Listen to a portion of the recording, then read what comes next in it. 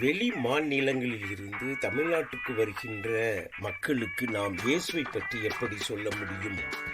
வட தேசத்தில் இருந்தும் ஒரிசாவில் இருந்தும் வெஸ்ட் பெங்காலில் இருந்தும் மக்கள் தமிழ்நாட்டிற்கு வருகிறார்கள். ஏனெனில் தமிழ்நாடு தொழில்முறையிலே மிகவும் வேகமாக வளர்ந்து வருகின்ற ஒரு மாநிலம். இந்த மாநிலங்களில் எல்லாம் கிறிஸ்தவர்களின் எண்ணிக்கை மிகவும் குறைவாக உள்ளது. அது எவ்விதமாக இருக்கிறது என்றால் 5% குறைவாக உள்ள மாநிலங்கள். நாம் அங்கு செல்வதை விட இங்கு இருக்கின்ற இந்த மக்கள் மத்தியிலே சுவிசேஷத்தை சொல்லி அவர்களும் இயேசுவை ஏற்றுக்கொள்வதற்கான வழிமுறைகளை ஏன் ஒவ்வொரு சபைகளும் எடுக்கக்கூடாது? பலவிதமான முறைகளிலே சபைகள் அவர்களை இயேசுவண்டை வழிநடத்த முடியும். ஆனால் இன்று நான் உங்கள் மத்தியிலே 1 பேதுரு 3:2 பேதுரு கூறியிருக்கிற காரியத்தை பகிர்ந்து கொள்ள விரும்புகிறேன். இந்த வசனத்தை பேதுரு மனைவிகள் எப்படி கணவர்களை இயேசுவண்டை வழிநடத்த முடியும் என்பதற்காக எழுதுகிறார். ஆனால் அதில் கூறப்பட்ட கருத்து என்ன? போதனை இன்றி நடக்கையினாலே ஆதாயப்படுத்திக் கொள்ளப்படுவார்கள். நாமும் நம்முடைய நடக்கையினாலே மாநிலத்திலிருந்து வருகிறவர்களை இயேசுவண்டை வழிநடத்த முடியும்.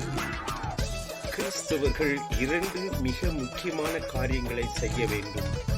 ஒன்று, இந்த மாநில மக்கள் தமிழ்நாடு முன்னேறுவதற்காக செய்த காரியத்திற்காக அவர்களை மதிக்க வேண்டும். அது மாத்திரமல்ல, அவர்களுடைய உரிமையை நாம் பாதுகாக்க வேண்டும். அவர்களுக்கு ஒழுங்காக சம்பளங்களை நாம் கொடுக்க வேண்டும். அவர்களை ஏமாற்றக்கூடாது. நான் உங்களுக்காக உபாகமம் 24:14 படிக்கிறேன். உன் சகோதரரிலும் உன் தேசத்தின் வாசலில் உள்ள அந்நியரிலும் ஏழையும் எளிமையுமான கூலிக்காரனை ஒடுக்காயாக. நாமும் தமிழ்நாட்டில் உள்ள கூலிக்காரர்களை நாம் மதிப்பது போல மற்ற மாநிலங்களிலிருந்து வருகின்ற கூலிக்காரர்களுக்கும் நாம் மதித்து அவர்களுடைய உரிமையை பாதுகாக்க வேண்டும். நான் உங்களுக்காக லேவியராகமம் 24:22 படிக்கிறேன். உங்களில் பரதேசிக்கும் சுதேசிக்கும் ஒரே நியாயம் இருக்க வேண்டும். நான் உங்கள் தேவனாகிய கர்த்தர் என்று சொல் என்றார். நான் உங்கள் மத்தியிலே விவாதத்திற்காக 2 காரியங்களை வைக்க விரும்புகிறேன்.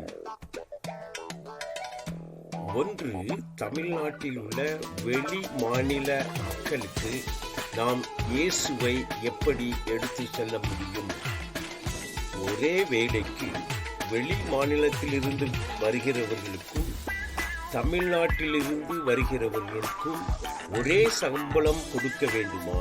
அல்லாவிட்டால் மாறுபட்ட சம்பளம் கொடுக்க வேண்டுமா? உங்கள் மத்தியிலே 2 ஜெப குறிப்புகளை வைக்க விரும்புகிறேன். ஒன்று, தமிழ்நாட்டிற்கு வருகின்ற இயேசுவை அறியாத மக்கள் இங்கு வந்து வேலை தேடுகின்ற பொழுது அவர்கள் இயேசுவை ஏற்றுக்கொள்ளும்படியாக நாம் ஜெபிப்போம்.